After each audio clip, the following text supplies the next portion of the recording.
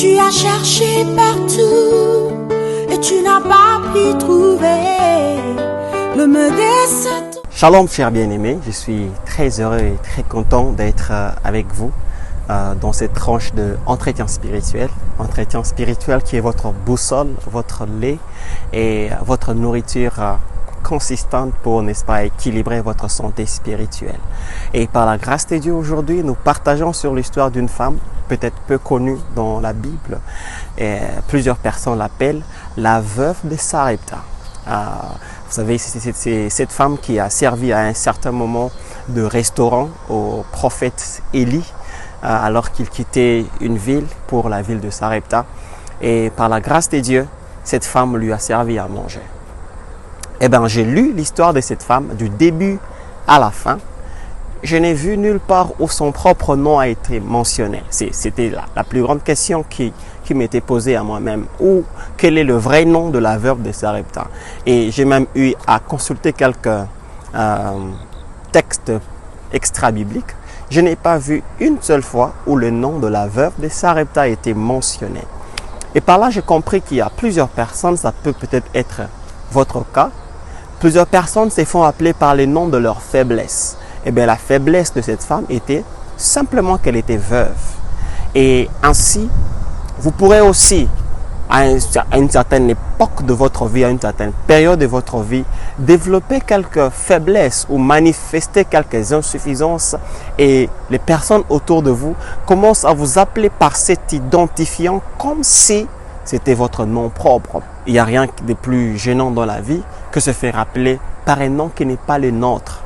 Ainsi, il y a plusieurs personnes qu'aujourd'hui on appelle le pauvre parce qu'il n'a rien dans sa poche et il s'est fait appeler par le nom de sa faiblesse. L'aveugle, le boiteux, l'infirme, le moche, le chômeur parce qu'il manque de travail, l'orphelin parce qu'il n'a ni père ni mère. Ainsi, plusieurs personnes ont de blessures intérieures et ne savent pas aller à la prochaine étape de leur vie parce que simplement quelques personnes autour d'eux leur ont appelé par un nom qu'ils ne supportent pas ou un nom qu'ils ne pensent pas qu'ils sont. J'aimerais dire à quelqu'un une parole. Vous n'êtes pas ce que les gens autour de vous pensent que vous êtes. Vous n'êtes pas ce que les gens autour de vous disent et crient que vous êtes.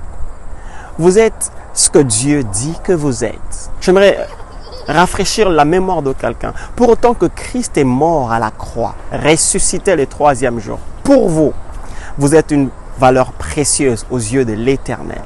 Jésus-Christ est mort. Même si vous étiez l'unique à vivre sur la terre, Christ serait venu pour mourir pour vous. Quelle est donc cette grande valeur que vous avez? N'acceptez à personne de dévaloriser votre estime personnelle à cause de votre faiblesse actuelle qui crie plus fort. Vous manquez certes aujourd'hui, mais vous ne manquerez pas tous les jours de votre vie. Vous n'avez pas de travail aujourd'hui, mais vous ne manquerez pas tous les jours de votre vie. C'est une période que vous devez apprendre à supporter car le meilleur est sur le point de venir. Dieu vous appelle par un nom plus spécial que ce que les gens pensent que vous êtes.